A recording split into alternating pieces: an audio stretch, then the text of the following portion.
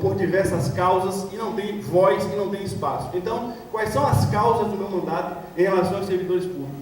São as causas que as categorias defendem. Eu ingressei no serviço público aos 18 anos, hoje sou, como já fui há cerca de 3 ou 4 vezes, representante da Associação Nacional dos Advogados da União aqui no estado da Bahia. Já integrei por diversas vezes a instituição, estou indo amanhã, inclusive, para uma reunião rápida em Brasília, tratando de alguns assuntos graves. E esse meu vínculo com a instituição deixa claro que a causa do servidor é a minha causa, e o que me diferencia é a forma como eu vejo, primeiro, o sistema eleitoral, e segundo, o comportamento que o homem público deve ter dentro da administração. Muito obrigado.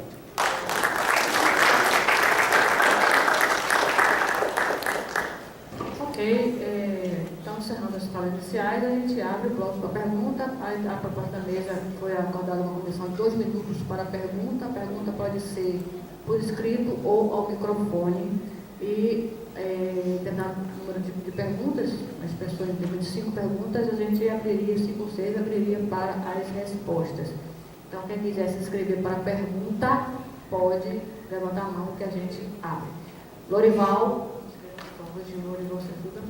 Lorival, 2 minutos, por favor, pode vir. Quem mais para perguntas? Selma, Fred, já temos 3, Cristiano, 4, Lorival, Selma, Fred, Cristiano, Jailson.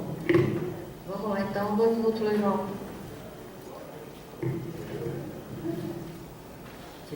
Vai ficar muito complicado em 2 minutos.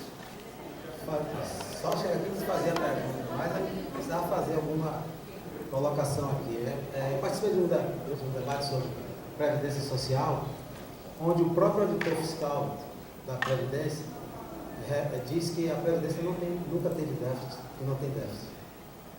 Ele até relata que quando a lei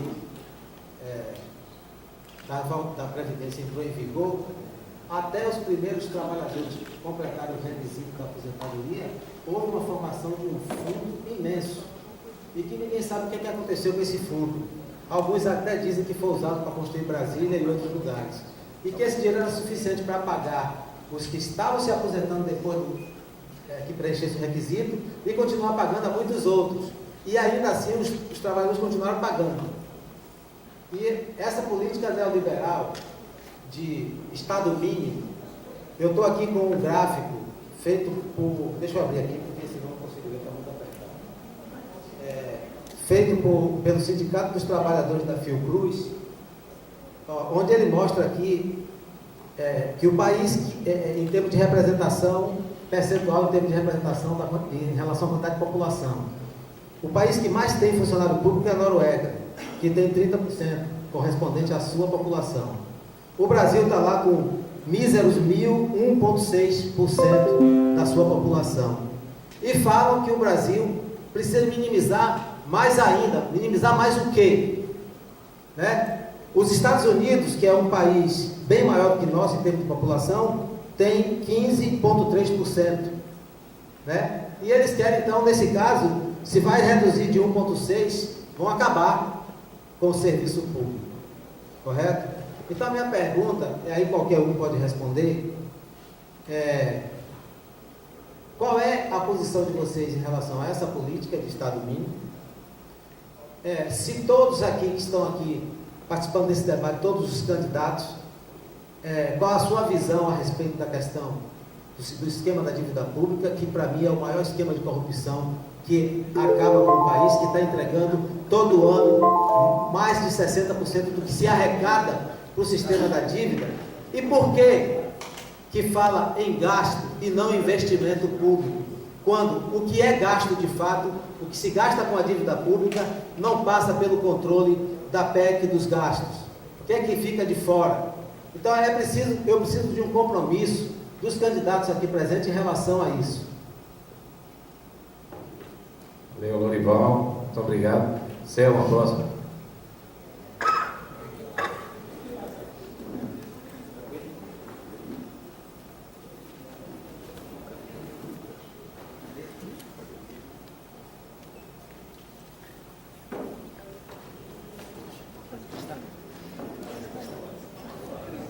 Boa tarde, pessoal. Boa tarde, mesa.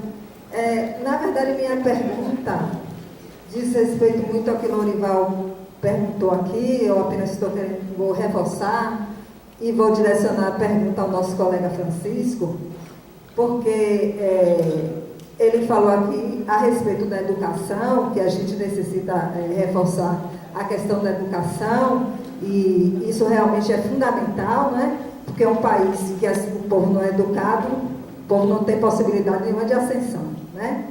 Agora, eu queria saber dele como eles e a base dele, os outros candidatos do partido dele, pretendem arrecadar esse dinheiro, se a gente sabe que, por exemplo, 55% de tudo que é arrecadado no Brasil vai para os banqueiros, né? E como seria essa forma de arrecadar esse dinheiro, não só para a educação, mas para ser revertido em todo o serviço público, se a gente não enfrentar essa questão da dívida pública, diga-se, todo esse 50% que vai para os banqueiros. Obrigado. Próximo aí, Fred. Boa tarde, pessoal. Tipo a pergunta, na verdade eu tinha interesse em fazer pergunta a todos que apresentaram. E assim, 2 minutos não vai dar. Eu quero saber se vai ter outros blocos. Eu posso, por exemplo, centrar, posso, né? Então, por vez. Tá bom. Então, boa tarde a todos, agora sim. Eu vou começar, na verdade, nós temos aqui, salvo engano, 4 falas de candidatos do PSOL. Né? Então, eu vou começar com os candidatos do PSOL. Bom, primeiro eu queria fazer uma leve divergência em relação à fala do Mário Diniz, em que ele disse que existe nessa eleição disputa sobre 2 projetos de Estado, um de Estado como despesa e outro de Estado como Estado de bem-estar social. Existem outros projetos. Existe um terceiro projeto que diz que esse Estado é um Estado burguês e que a gente precisa romper com o Estado burguês e construir uma revolução socialista nesse país. E é esse projeto, na verdade, que eu acredito. Queria dizer que eu fiquei um pouco decepcionado com os candidatos, porque eu vi 20 minutos de fala dos candidatos do PSOL e não ouvi o nome socialismo em nenhum momento. Em 20 minutos de fala, a gente infelizmente não ouviu o nome socialismo em nenhum momento. E aí o que eu queria, na verdade, de fato, perguntar, e aí pode ser a qualquer um que se sentir mais à vontade para responder, é o seguinte. Se falou, e aí foi meio que unânime entre os colegas que são candidatos do PSOL, inclusive eu queria parabenizar pelas falas, foram muito boas falas, sobre a necessidade da gente fazer um combate às reformas, a reforma trabalhista, por exemplo, a questão da reforma da Previdência.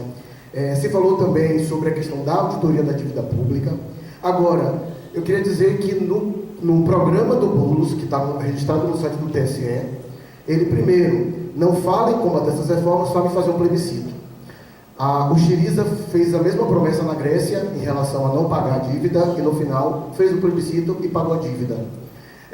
O pessoal da auditoria, eu estou com um documento aqui da auditoria, a auditoria é um verdadeiro fetiche entre os Lúcio de Jufre Bahia. É quase um fetiche. Todo mundo acha a auditoria maravilhoso. Mas eu estou com um documento do pessoal da auditoria e o Boulos também não coloca no seu programa que vai fazer auditoria. Pelo contrário, está destacado aqui. É porque, na verdade, eu tive um trabalho de separar o material. Tá? E aí ele fala no programa dele que ele vai, é isso que eu estou falando, daqui para frente ele vai tomar cuidado com esses contratos com banqueiros, etc. Mas para trás ele esquece. Tá?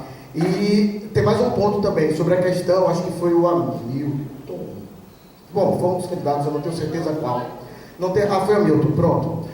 Falou que a gente tem que ter um combate à questão da reforma política, da cláusula de barreira. Só que o pessoal votou a favor dessa cláusula de barreira. Então eu queria saber, a gente está votando no programa que o Boulos apresenta ou no programa que foi defendido aqui pelos companheiros? Essa aqui é a pergunta. Obrigado, Fred. Cristiano.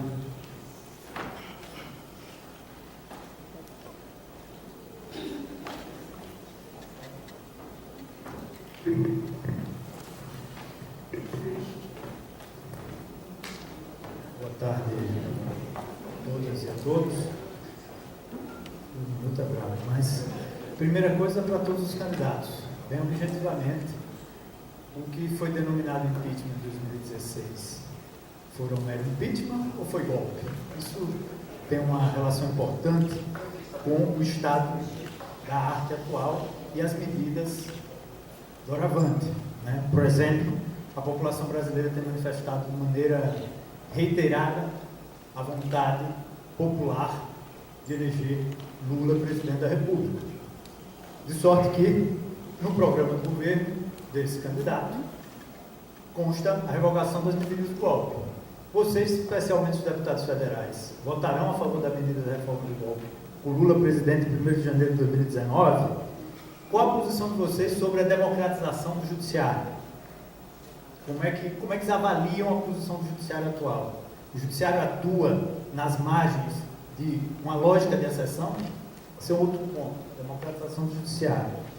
Em relação a esses três pontos, é para todos os candidatos. Aí tem duas perguntas específicas, vou concluir com elas. Uma em relação ao Novo, outra em relação ao Patriota. O Patriota, eu tenho percebido do Cabo Daciolo, que é o candidato a presidente pelo Patriota, que aí tem um colega Francisco, que é candidato a deputado federal por esse partido, que ele tem uma dinâmica de atuação que aponta para um Estado teocrático do Brasil. Inclusive tem uma emenda constitucional dele que substitui todo poder emana do povo por todo poder emana de Deus. Como é que é a relação, você como deputado federal eleito, eventualmente, com isso? Né? Nós vamos ter um impulso numa perspectiva do Estado teocrático. Como é que ficam, por exemplo, as garantias e os direitos individuais no campo da luta contra o racismo, a questão da homofobia? O Brasil é um dos países que mais mata travesti no mundo, e tem uma homofobia enorme. E, por fim, o Novo. O Novo é liberal. Amoedo tem dito que é liberal na economia e conservador nos costumes. Conservador nos costumes no Brasil significa ser conivente com o genocídio da população negra, genocídio da população LGBT, porque não tem essa de conservador nos costumes. Existe uma estrutura patriarcal e racista profunda, eu vou concluir com isso, e o liberalismo econômico. Como conciliar o liberalismo econômico com o Estado e com a condição de servidor público, inclusive, né? Como é que é isso, essa engenharia política dessa relação? Inclusive, já que o colega reivindicou a condição católica, o Papa Chico andou criticando duramente o liberalismo econômico e a lógica do mercado. Obrigado, Jair.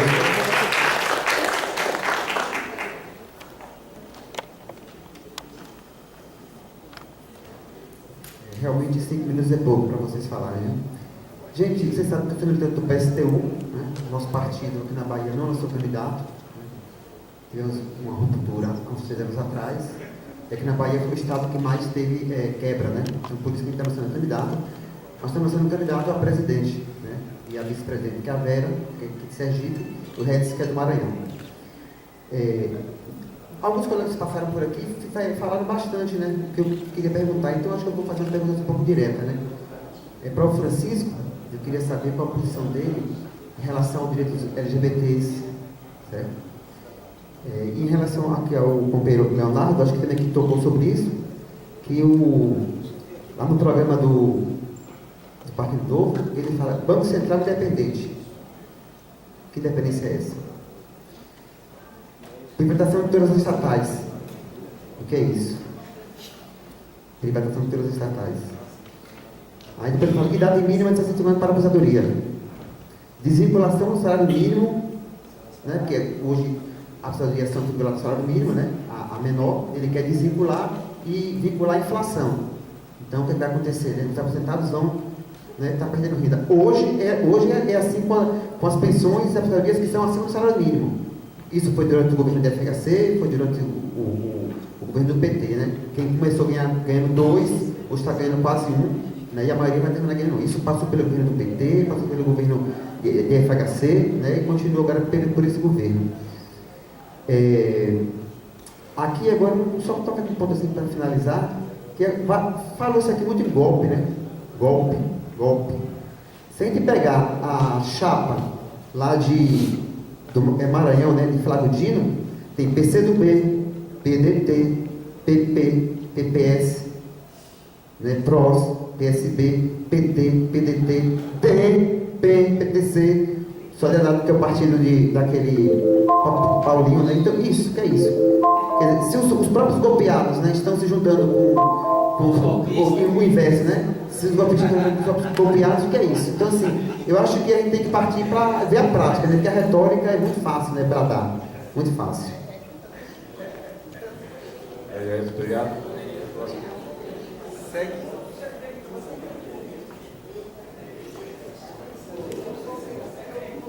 Bom, boa tarde. A minha pergunta é somente aqui para, na verdade, para todos, né? Porque é tudo que nos interessa, que é a questão do Estado mínimo. E aí a gente comenta que servidor que defende o Estado mínimo, por questão de moral e de ética, ele deve ter exoneração logo. Então não dá para defender o Estado mínimo e ser servidor público. Está fazendo o que aqui? Então tem que ser, a gente quer saber exatamente o que a comunidade pensa com relação a isso. Sobre o extermínio do povo negro, o feminicídio que você já falou, só reforço a pergunta. Com relação à dívida pública, o Centro de Bahia não tem um fetiche, ele tem uma decisão clara, uma firmeza muito grande, no sentido que criou o núcleo baiano pela dívida pública, tem feito excelente trabalho de volta aqui, não deixa mentir, e que faz parte das nossas pautas. A securitização da dívida vem aí para, inclusive, colocar os nossos salários em risco, porque se passar a securitização, pense, hoje em dia sai mais de 50% do orçamento para a dívida pública. Com a securitização, não é assim que vai acontecer. Os impostos que a gente paga vai primeiro para os bancos, uma estrutura financeira, para pagar o que deve, e o que sobrar é devolvido ao ente público. Se não sobrar dinheiro para pagar nossos salários, nós ficaremos sem salários. Isso é grave, e eu queria saber o que vocês acham com relação à autoria da dívida pública. E com relação à Previdência, eu fiquei preocupada com a fala de Francisco, que eu quero perguntar a você, porque eu não entendi, porque nós somos contra a reforma da Previdência. Não tem pedágio, não tem transição, não tem motivo nenhum para se fazer a reforma da Previdência nesse país. Pelo contrário, tem que acabar com a DRU, acabar com o desvio. É isso que tem que se fazer. E fazer uma tributária que está completamente equivocada. O Brasil é um dos países do mundo que não taxa as grandes fortunas. E aí quer tirar do povo, como está tirando com essa técnica de gastos. Então, é importante, como eu não entendi o que você falou, com relação a pedágio. Nós somos contra a pedágio, nós somos contra a transição, porque nós somos contra a reforma da Previdência. Eu queria saber, tirar dúvidas sobre isso. Bom, não vamos estender o tempo e respeito a vocês.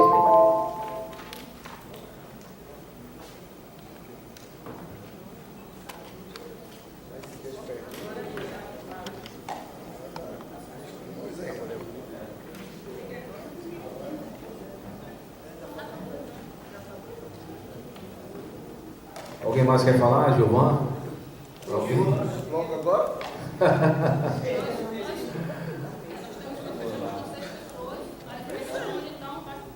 Fecha esse bloco e aí reabre para outras perguntas. Para não acumular também uma quantidade muito grande.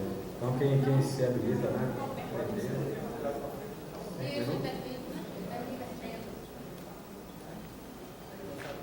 4 minutos? Pronto. 4 minutos, começando com o Francisco.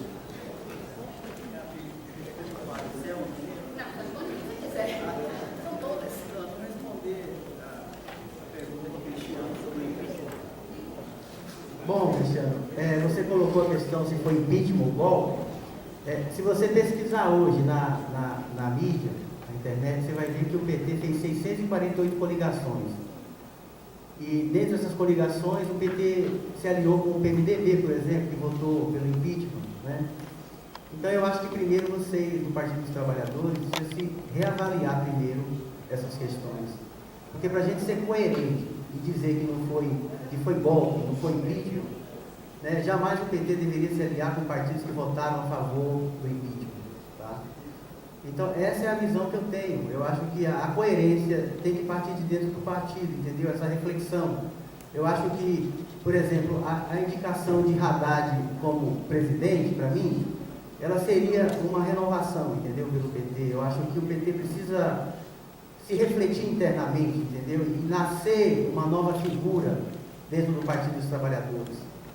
Porque o Partido dos Trabalhadores, quando se alinhou com o PMDB, e antes, inclusive, se alinhou com aquele empresário, José Alencar, né, ele disse para que ele vinha. Né? A Carta aos Brasileiros, quando ele lançou, ele disse o que ele vinha. Então, é preciso fazer uma reflexão interna dentro do Partido dos Trabalhadores. Né? Tem pessoas do PT que eu gosto, mas a maioria, eles são muito, assim, na minha visão, radicais. entendeu? Eu preciso ter, e o Haddad, para mim, ele representa essa nova visão, entendeu? Essa visão do diálogo, essa visão de tentar conciliar na política por pontos que sejam um núcleo de pensamento seguro, entendeu? Eu acho que a ala mais radical do PT é aquela ala que não se comunicou com a ala que mais dialogava, entendeu? Que é o caso de Haddad, entendeu? Então, para mim, foi um erro grave do PT quando ele se isolou naquela ala radical e não se manteve em contato com aquilo que poderia fazer uma conciliação, entendeu? E, inclusive, no sentido da estrutura de Estado, de reforma do judiciário, né? Porque o próprio partido também se aliou a essas questões do processo antigo, da velha política que eu digo, né? E a velha política, para mim, são aqueles que governaram o país, são aqueles que se perpetuaram no poder e não tomaram nenhuma decisão, né, que demonstrasse um interesse coletivo, entendeu? Quando você se perpetua no poder, você está dizendo, o interesse é meu, o interesse é corporativo, o interesse de determinados grupos, entendeu? Econômicos. Nós temos que partir dessa visão de que o interesse, eu, por exemplo, eu sou contra a reeleição até de deputado, mas me convenceram, pelo menos uma reeleição. Eu sou contra a reeleição de deputado federal, de senador. Você vê que os senadores são senadores que foram governadores, né? Se perpetuam no poder. O Brasil tem uma estrutura que beneficiam as corporações, os grupos econômicos, né? Então nós temos que partir para uma visão mais de fortalecimento do núcleo de Estado, para que as políticas possam se disseminar na educação, na saúde e na segurança pública. Não há como a gente conviver mais no ano seguinte, a nova posse dos deputados, senadores e governadores, com uma visão centralizadora de perpetuação de poder, entendeu? Que, inclusive, eu acho que isso é um vício do núcleo muito pesado. A perpetuação de poder, ela empodera partidos, inclusive, na minha visão. Por que ela empodera partidos? Porque o cara vira um cacique, né? Então nós temos que partir para fazer reformas, né? Inclusive essa reforma eleitoral nesse sentido, entendeu?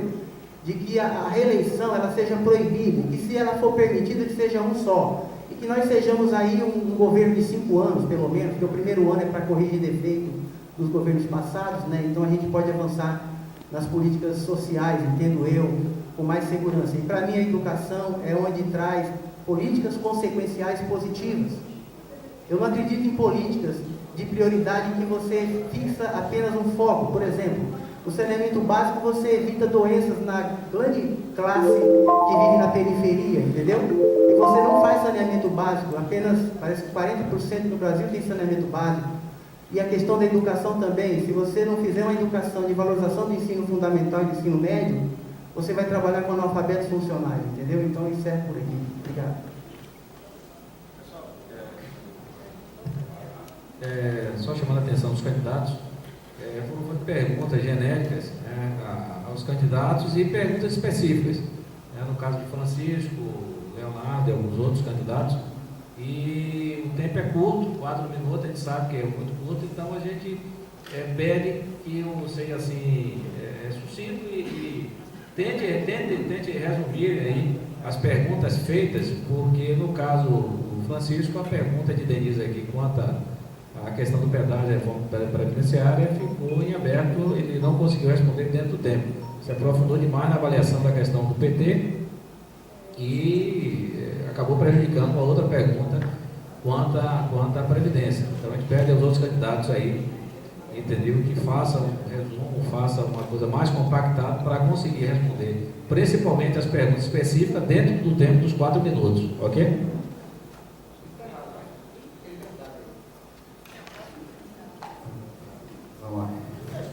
Eu queria começar iniciando por que eu escolho a liberdade econômica.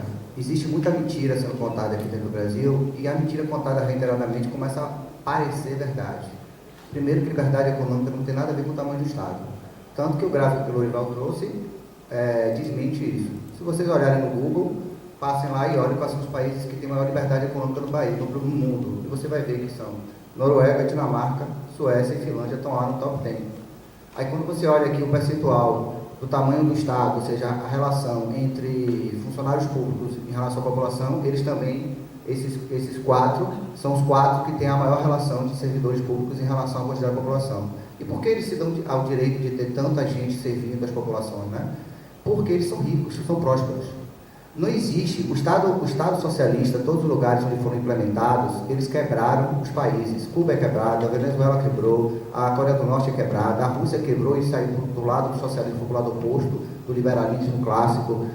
Todo o leste europeu também quebrou, hoje eles estão abraçando a liberdade econômica e estão prosperando. Eu conheço muitos desses países pessoalmente. Existe um encantamento com uma coisa que a gente nunca viveu aqui. Mas se vocês querem saber o que é que eles viveram lá, é praticamente a mesma coisa do regime militar. Eles são muito parecidos. O socialismo em Cuba, eu visitei o Museu da KGB, em vários estados que eu passei, eu visitei o Museu da KGB na Lituânia, visitei o Museu da Fome, lá na Ucrânia, em Kiev, que eles fizeram em homenagem aos 10 milhões de ucranianos que morreram durante o regime socialista russo, né? Morreram de fome. Né? O apelido do regime socialista lá é o regime da fome. Então, quem não conhece, quem não lê a fundo sobre esses regimes, aí cai nas mentiras que nos foi contado aqui. Então, assim, liberdade econômica é liberdade de empreender, de qualquer pessoa, diante da sua livre iniciativa, chegar na garagem da sua casa, montar um negocinho e prosperar. É isso que é liberdade econômica. A gente costuma dizer que se Bill Gates nascesse no Brasil, ou em qualquer país do mundo socialista, a lojinha dele ia ser fechada antes de se tornar a empresa mais rica e poderosa do mundo, que está hoje gerando riqueza, empregando milhares e milhares de pessoas no mundo, gerando sustento de milhares e milhares de famílias no mundo. Então, essa ideia equivocada de dizer que liberdade econômica é Estado mínimo é uma mentira. Entendeu? Liberdade econômica é isso, é a liberdade de empreender, é menos burocracia para empreender. O Brasil, em média, se demora de 6 a 1 ano para você abrir uma empresa. Para pagar imposto, nós somos o país que demora mais tempo para pagar imposto no mundo. É isso que é liberdade econômica. A gente quer que o pequenininho, ele sem precisar de contratar 10 contadores, 20 juízes, juristas, ele possa chegar lá, fazer sua conta de uma forma simples e pagar seus impostos, de pagar seus encargos trabalhistas, de pagar seus trabalhadores de uma maneira simples, uma matemática, aritmática simples. No Brasil é tão complexo hoje que o custo para se pagar seus trabalhadores leva em torno de 30% da sua folha salarial. Sem falar dos encargos trabalhistas, que hoje são quase 40% da folha salarial. Então, assim, quem mais paga o preço desse engessamento estatal na economia é o trabalhador. Em relação ao Banco Central, uma pergunta direcionada ao meu partido, eu queria dizer que o imposto mais cruel, o imposto mais prejudicial para a classe trabalhadora, e principalmente os pequenos, é a inflação. Então, o inimigo número 1 da gente, botem isso na cabeça de vocês, tem que ser a inflação. Eu me lembro até hoje, porque muita gente tem memória curta, mas eu tenho uma memória boa, eu me lembro que uma senhorinha que prestava serviço lá na casa de meus pais, ela, quando recebia o dinheirinho dela, meu padrasto que pagava ela dizia assim: seu Paulo, posso sair um pouquinho mais cedo? Eu, por que a senhora tem que sair mais cedo? Não, porque se eu não for correndo para o supermercado, deixar para amanhã, eu não compro a mesma coisa que eu compro hoje. Era a época da hiperinflação. Então, a primeira coisa que a gente tem que ter consciência é que a primeira coisa que a gente tem que defender é a renda do trabalhador. Se a gente não tiver inflação, a gente não precisa ficar fazendo greve todo ano. A gente não precisa ter esse desgaste de ficar fazendo greve para repor pesos salariais o tempo todo. A gente vai atrás de ganhos, não é? Ganhos de rentabilidade do trabalhador. Algumas perguntas foram para todos, eu vou conversar também, mas eu vou falar dos candidatos. O problema fundamental é o seguinte: tem duas situações aqui que me chamam a atenção na sua fala. Quando você fala de liberdade, você fez as críticas ao socialismo. Claro, nós temos críticas àquela concepção de socialismo que foi implementada, mas aquilo não é o socialismo. Né? É um socialismo para nós burocratizado que precisa, não é à toa que nós adotamos o funcionamento socialismo libertário, parte da ideia de que o campo socialista precisa fazer uma autocrítica também. Mas essa história de liberdade econômica no Brasil não é um problema apenas da burocracia. A burocracia está a serviço de um esquema de concentração de renda e riqueza que não está voltado para a perspectiva nem de fazer com que o Brasil seja depositário dessa concentração de renda e riqueza. O grosso da riqueza que é produzida no Brasil vai para fora. Né? Então, não é um problema de burocracia, principalmente. É o problema que, por exemplo, define essa política de juros altos. Então, não tem como. O principal problema que a população tem a sua própria iniciativa para sobreviver, hoje é que o Brasil é um país o paraíso da especulação financeira. Então você tem os juros altíssimos, certo? De remuneração para quem quer especular, para quem quer minimamente investir num negócio, já que você está falando de pequenos negócios, esses juros é um juros só que remunerar, tem que pagar, certo? Então, me parece que isso daí é incontornável do debate, em relação ao debate, da dívida pública. E é uma discussão que também não pode ser destacado do papel dos países no mundo. Então, vou do espírito da matéria aqui. A relação que o Estado brasileiro tem com as grandes empresas. A gente não pode pensar a relação do Estado brasileiro apenas com os pequenos negócios. Então, se ele for pensar a agricultura familiar hoje, cooperativas e a contradição com o agronegócio. O Estado brasileiro, aqui é a Bahia, por exemplo, que a gente entrou pouco no debate sobre a Bahia.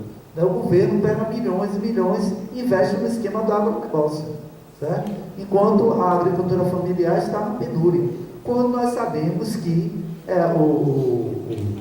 a agricultura familiar é a possibilidade que a gente tem maior do ponto de vista produtivo de ter uma distribuição de renda e riqueza no país.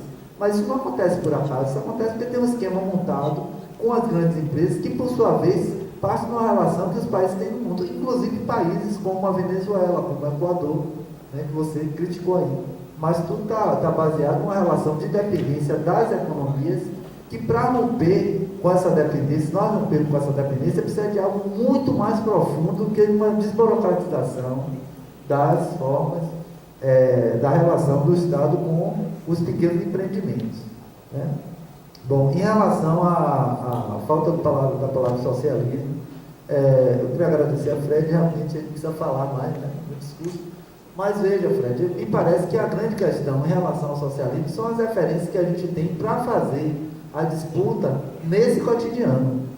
Então, veja bem, quando Boulos aí faz uma relação com a segunda questão que você falou, Boulos não fala de revogação das reformas, e sim de plebiscito, certo? É uma questão pedagógica.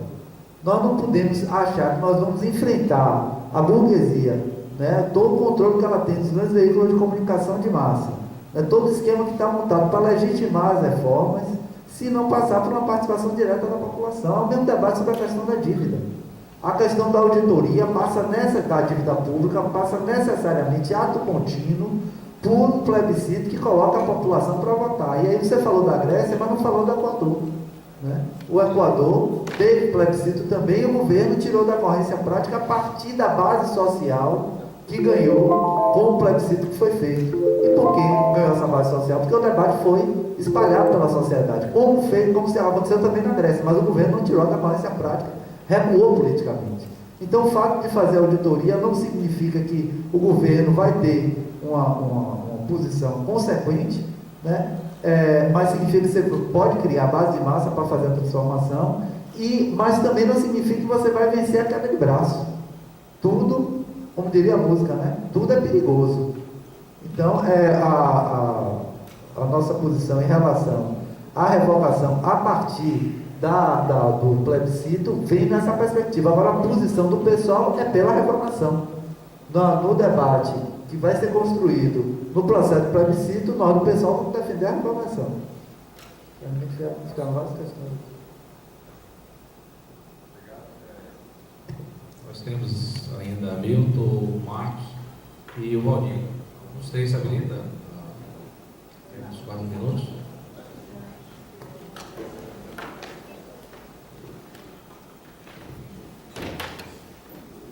Bom, eu vou começar pedindo desculpas, porque eu tenho embarque agora, daqui a alguns minutos, de correr pelo aeroporto, estou fazendo o check-in ali, mas eu não estou conseguindo. Eu vou pontuar algumas das questões que foram levantadas, já ciente também que não vai ser possível esgotar pela quantidade de indagações.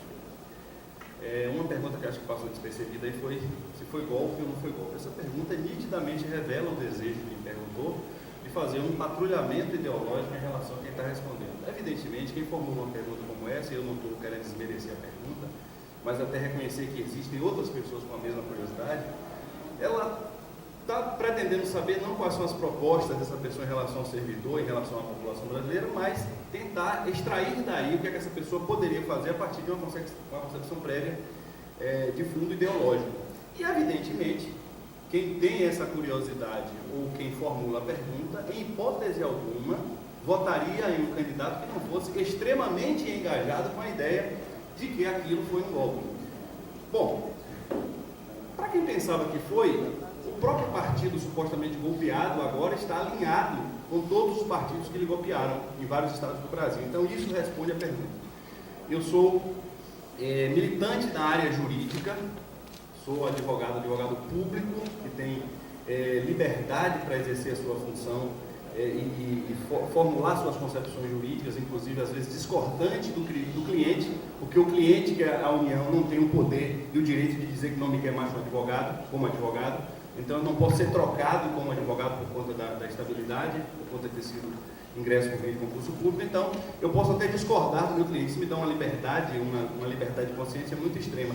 Então, dentro disso, dessa liberdade de pensar juridicamente, para mim, como para qualquer pessoa que não esteja envolvida diretamente com a questão, seja atuando, seja admirando quem foi golpeado, aquilo respeitou todas as regras estipuladas na Constituição brasileira e na legislação. Essa é a minha posição sobre isso. Com relação à reforma da Previdência, eu concordo com a pessoa que fez a pergunta.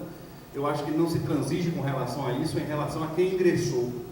Existem abusos, isso pode ser corrigido, mas em relação a quem já estava, quem ingressou antes da ideia de se promover a reforma, não pode ser alcançado por isso. Eu não falo disso porque eu ingressei com 18 anos no serviço público e venho boa parte desse tempo pagando uma quantia que já seria muito mais do que suficiente para eu estar com uma previdência privada garantida. Se aquilo que eu recolhi como servidor público tivesse sido recolhido para uma previdência privada, eu estaria numa situação extremamente confortável.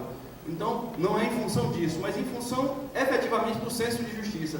Quem contribuiu muito acima do teto não pode agora volta até a usar o tema que foi sugerido aqui, golpeado para se enquadrar numa limitação absolutamente injusta.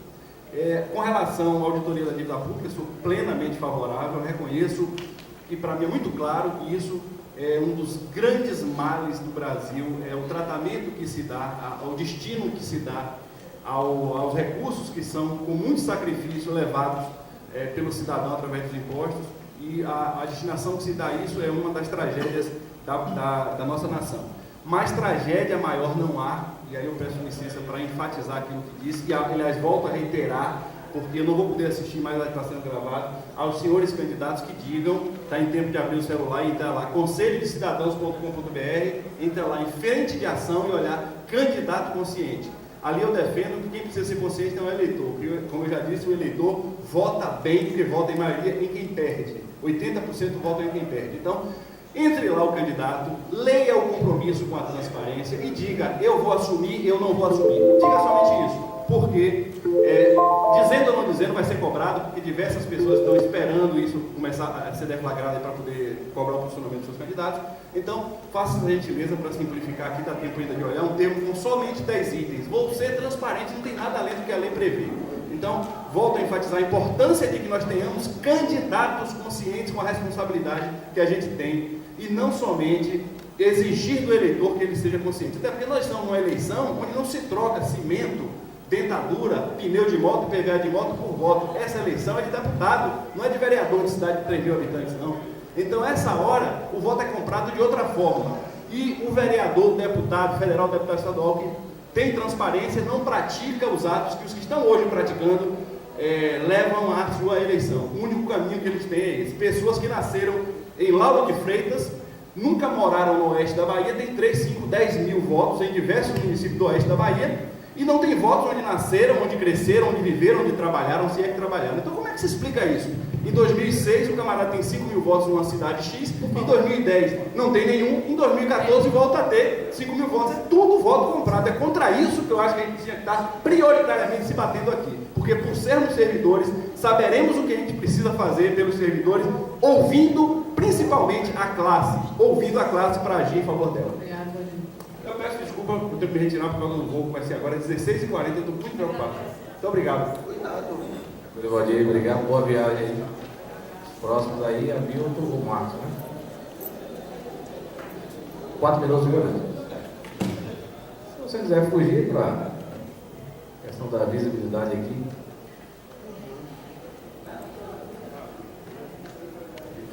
começar pela resposta de Fred, que eu acho que o Hilton já respondeu satisfatoriamente, né, em relação à questão do partido, mas uma coisa específica em relação à questão da cláusula de barreira, eu disse que o partido precisa ultrapassar a cláusula de barreira, mas nós votamos para esse modelo porque foi um acordo de última hora que o partido fez, porque a proposta original era muito pior, então nós precisávamos criar fazer um dispositivo. Então, qual é o elemento novo que entrou nesse processo? Inclusive que foi prejudicado o PSTU e outros companheiros que tiveram votação expressiva. Por exemplo, se tivéssemos, por exemplo, o modelo de cálculo do coeficiente eleitoral anterior, por exemplo, o pessoal não elegeu ninguém. Então nós tivemos um deputado estadual entre os 10 mais votados, Hilton, por exemplo, ficou entre os 10 mais votados, tivemos 2 candidatos acima de 20 mil votos, mas não entrou. Mas se essa eleição fosse hoje, o pessoal com aquela votação lá teria um deputado estadual na Assembleia Legislativa. Então a política não é uma linha reta, meu caro, me desculpe, mas eu acho que precisa ter essa consciência do debate que precisa ser feito, e não é casca de banana. Isso aí não vou tratar isso porque isso pode virar dogmatismo, e a gente sabe que a política é a arte da negociação, é a conversa, etc. Eu sou contra a corrupção, né, a falta de transparência, entendeu? Isso que é um debate que a gente precisa fazer, e a falta de projeto político. Esse é um elemento que eu acho que é fundamental, que a gente precisa trazer aqui. Eu acho que esse debate sobre as liberdades, né, e o liberalismo econômico, ele é super interessante, porque o capital, ele quer toda a liberdade para explorar, mas não quer controle nenhum sobre ele. Esse aqui é o grande problema. Nós precisamos fazer um controle sobre o grande capital. Esse é o debate. Não há esse negócio de libera e deixa e o mercado se regula. Isto é uma falácia e todos nós sabemos. E só quem sobra é a classe trabalhadora. Esse debate sobre a questão da reforma tributária, por exemplo, que nós precisamos fazer. Esse é um país profundamente injusto, né? Por quê? Porque o imposto é taxado sobre os salários e sobre o consumo. Então nós temos a classe trabalhadora taxada 2 vezes, sobre o salário e sobre o consumo. É necessário taxar as grandes fortunas, aí não tem conversa. Não podemos deixar que o cara que tem um jatinho, que tem uma lancha, não, offshore, não paga imposto, e o cara que compra um carro popular, tem que pagar imposto todo ano seguidamente. Isso é profundamente injusto e nós sabemos disso. Então, esse é o debate que nós precisamos fazer. E a reforma da Previdência, sobre a questão, eu também concordo, é necessário, né, bater duro, não podemos deixar aprovar essa reforma, e nós temos que fazer um debate. E aí, trabalhando com essa relação, com relação à questão do golpe, né, e o meu problema, e nossa saída do PSOL, inclusive, né, do PT, certo? Foi porque, quando o governo Lula entrou, a primeira coisa que fez foi exatamente encaminhar uma proposta de reforma da Previdência que atingiu todos os servidores. E nós fomos, uma metade dos deputados foram expulsos e as outras foram convidadas a sair do partido, e nós fundamos o PSOL. Claro, e nós não temos dúvida. Então, nós queremos dizer que houve um golpe institucional, mas esse golpe começa muito antes, e começa contra a classe trabalhadora. E o golpe que se sucedeu institucional com a concepção do impeachment, ele vai para aprofundar essas reformas, e aí é a burguesia retomando a hegemonia no processo de aliança que ela construiu justamente, né, com o governo petista, né, para governar nos anos anteriores ao golpe. Né? Então, eu quero dizer que é necessário que a gente faça uma revisão profunda desse processo, e precisa rever todas as reformas que foram implementadas e necessariamente aprontar para uma outra política, né, que possa, de fato, trazer para esse país a possibilidade de dar mais igualdade para o nosso povo e corrigir sérias injustiças sociais históricas que a gente enfrenta nesse país, né, historicamente. A última candidata aí, Marcos, 4 minutos.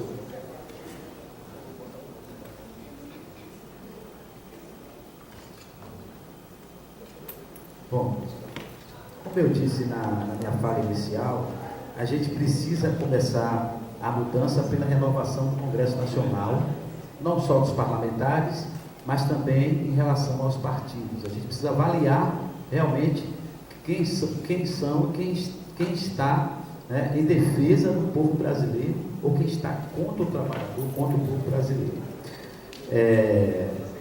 Nessa questão, o companheiro Hamilton pontuou aqui bem, né, a questão da reforma da Previdência. Eu sou totalmente contra a reforma da Previdência como ela se apresenta.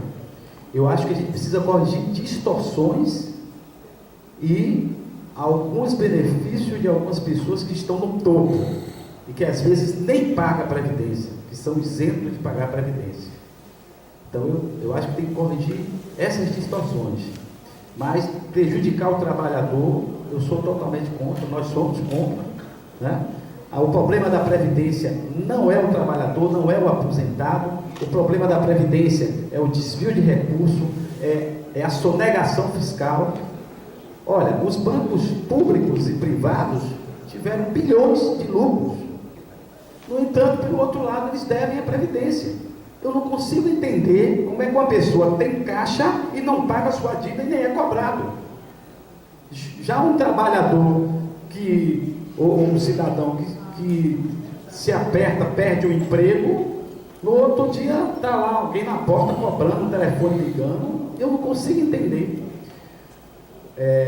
Parece até coisa de louco, mas a gente vive um sistema, nosso país tem um sistema plantado e montado simplesmente para atender interesse do capital.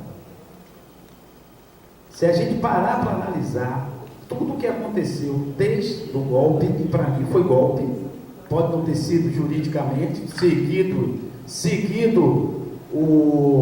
pode ter seguido todo o juridiquês, todo o processo legal, mas politicamente foi golpe. Então, desde aquele momento, até antes daquele momento, as pressões em cima da presidente Dilma à época já eram grandes para atender o capital.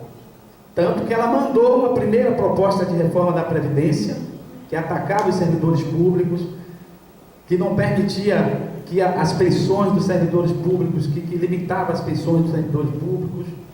Então, isso já, logo, um pouquinho antes desse golpe, ela já foi pressionada nesse sentido.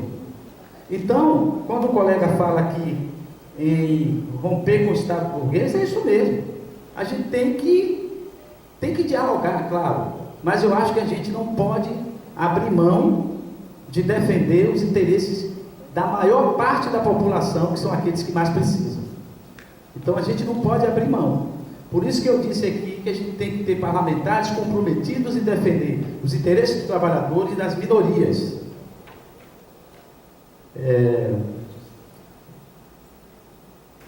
Em relação à revogação das medidas.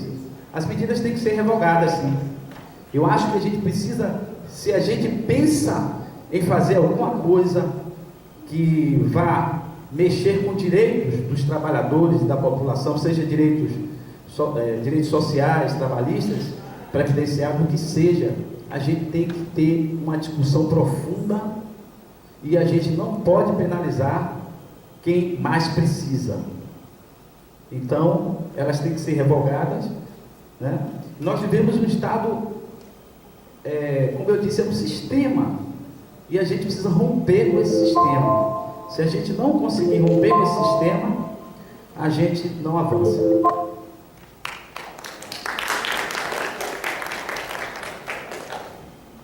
A mesa aqui propõe uma segunda e última rodada de perguntas e respostas dos candidatos, até pelo avançado da hora, né?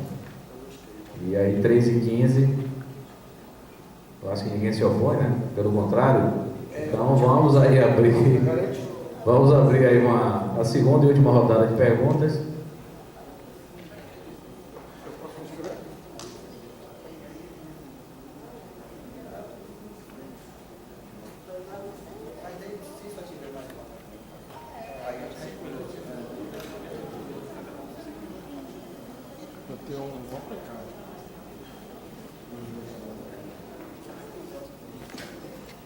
Nessa segunda e última rodada, até aqui uma reivindicação de alguns candidatos, ficaram assim alguns pontos sem serem avaliados, principalmente aqui Francisco e Leonardo.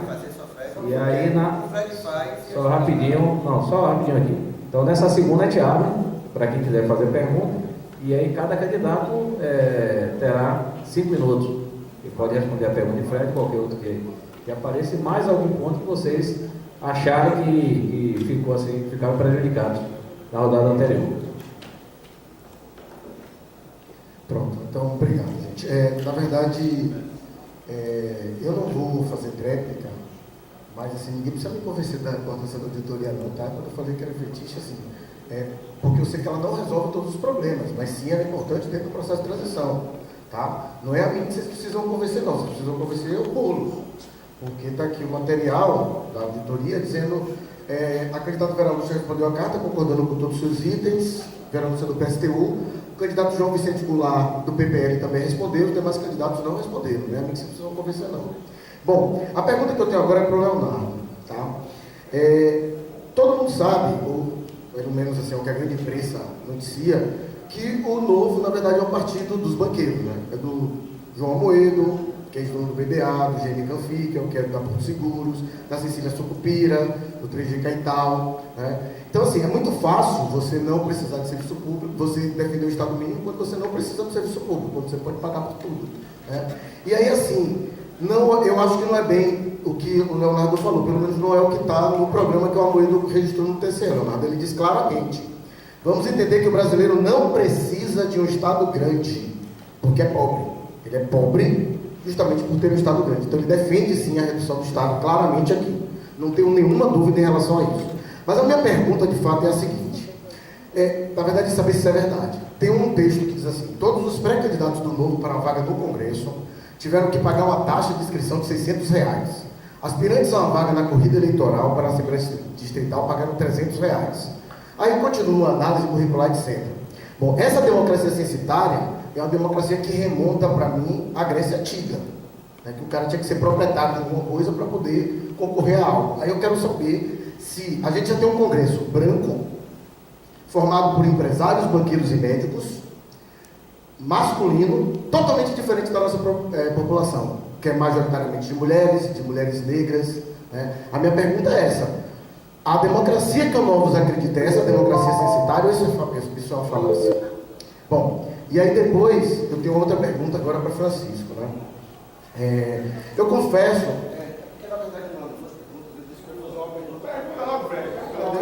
É porque eu queria só um tempo para outra pergunta. Eu tinha dito isso, inclusive, eu perguntei se eu podia.